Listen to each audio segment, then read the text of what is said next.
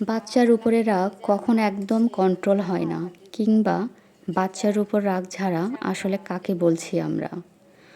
বাড়ির নানা চাপ, দায়িত্ব আর পরিবারের প্রত্যাশা যখন মাত্রা ছাড়িয়ে যায়, তখন ভেতরে জমে থাকা হতাশা, ক্ষোভ বা ক্লান্তি প্রায়ই ভুল জায়গায় বেরিয়ে পড়ে। আমাদের সবচেয়ে বেশি প্রিয় মানুষটার উপর, আমাদের সন্তানের উপর। সন্তান যখন একটু দুষ্টুমি করে, কিছু না বুঝে কথা বলে বা খেলা নিয়ে ব্যস্ত থাকে, তখন আমরা হয়তো রেগে উঠি, চিৎকার করি, রাগ ঝেড়ে দিই, হয়তো কখনো কড়া ভাষায় কথা বলি। কিন্তু ও কি আসলে এর যোগ্য? সত্যি কি ওরই উপর রাগ? না, সত্যিটা হলো এই রাগ, এই চাপ আমরা বহন করছি অন্যদের কারণে। স্বামী বা স্ত্রীর কোনো কথা কষ্ট দিয়েছে, পরিবারের কারো চাপ আমাদের দম বন্ধ করে দিচ্ছে, আর আমরা সে চাপটা বাচ্চার উপর ফেলছি। কারণ ও তো কিছু বলবে না, ও তো আমাদের ভালোবাসে, ওর ছোট মন বোঝে না মা কেন হঠাৎ রেগে গেল।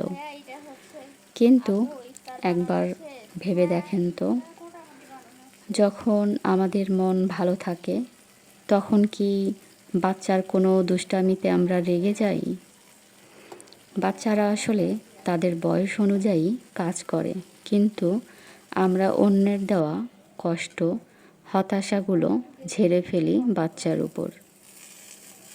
পরিবারের সবাইকে বলবো, বিশেষ করে বাচ্চার বাবাদের বলবো, বাচ্চার মায়ের যত্ন নিন, ভালোবাসুন, ছুটির দিনে ঘুরতে নিয়ে যান, সময় পেলে ঘরের কাজে সাহায্য করুন। দেখবেন মায়ের মন সবসময় ফুরফুরে থাকবে। মা বাবা ভালো থাকলে বাচ্চার উপর রাগ দেখানোও কমবে, সংসারেও শান্তি আসবে। দিন শেষে আপনারা চান ঘরে শান্তি। সেই শান্তির জন্য একটু তো এফোর্ট আপনাকেও দিতে হবে, তাই না?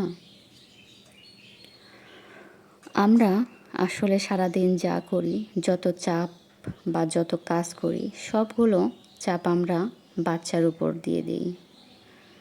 অর্থাৎ রাগটা আমরা আমাদের সন্তানের উপর অথবা আমাদের কাছের মানুষের উপরই রাগটা ঝেড়ে দিই। কিন্তু দিন শেষে আমরাও কিন্তু কষ্ট পাই। যেভাবে কথা বললাম, ও তো কষ্ট পেল, সেটা হোক সন্তান অথবা কাছের মানুষ অথবা ভালোবাসার মানুষ।